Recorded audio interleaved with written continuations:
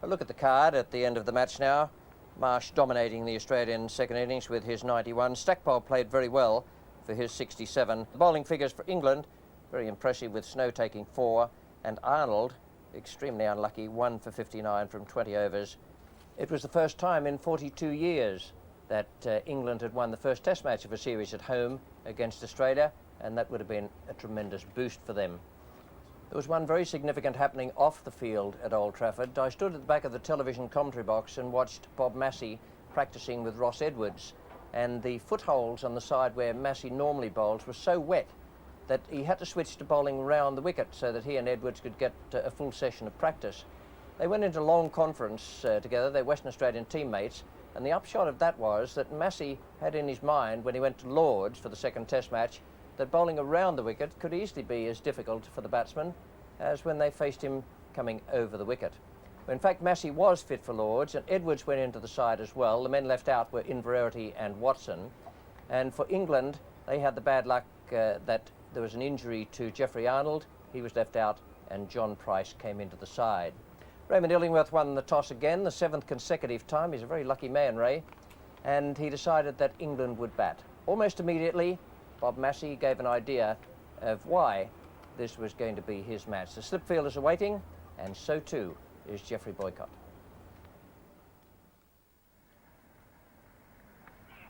Hold him! A good victory there for Massie, a good Yorker.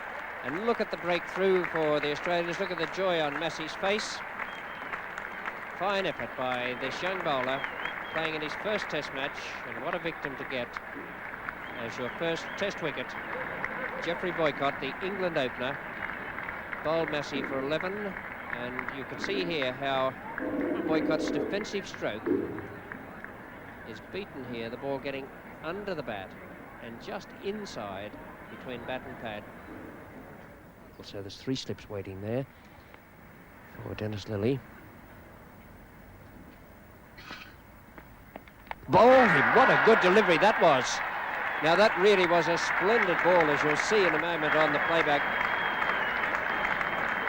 There aren't too many batsmen who would have been able to play that with the middle of the bat. It started drifting into the right-hander.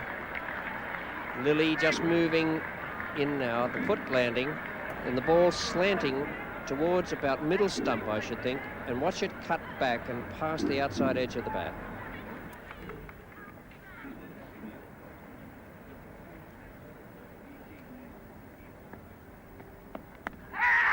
He's given him out, leg before wicket to Lillee. John Edrich, the 3rd English wicket to go down this morning, 28 runs on the board.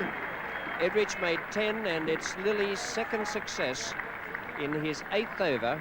He now has 2 for 15, and a great piece of bowling here by these 2 West Australians after England got away to a very good start. So this is the 3rd breakthrough of the morning. Dennis Lillee bowling in fairly close to the stumps, and Edrich just playing a straight defensive stroke across the crease, and umpire Arthur Fagg at the bowler's end raising the finger.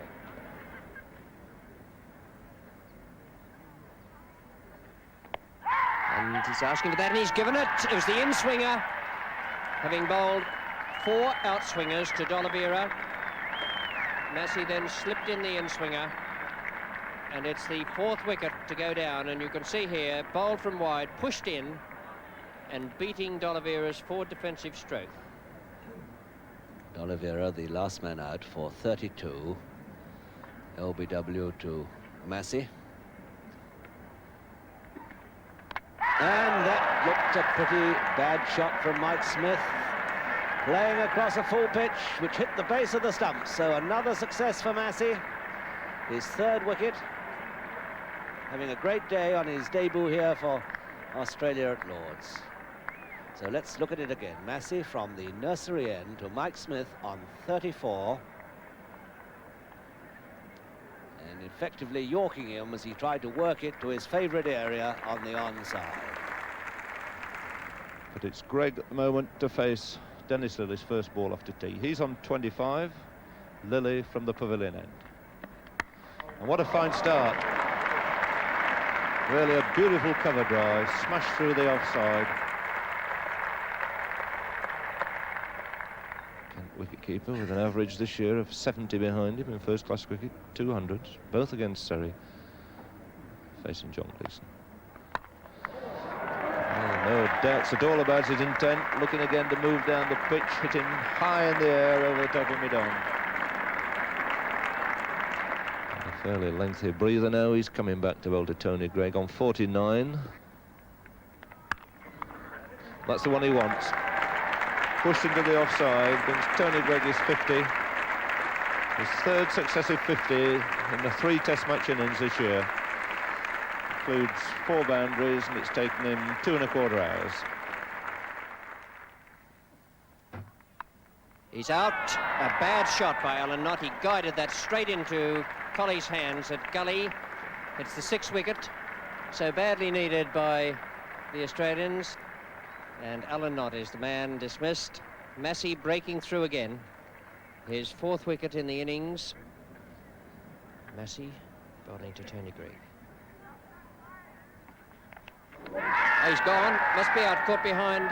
He's given him out, and Greig is not particularly enamoured of the raised finger at the far end. Very confident appeal there, the shout from the Australians. Well, Tony Greig wasn't too happy, but you can see the reaction from the Australians here. As the ball comes, it looked from here, possibly with the inside edge.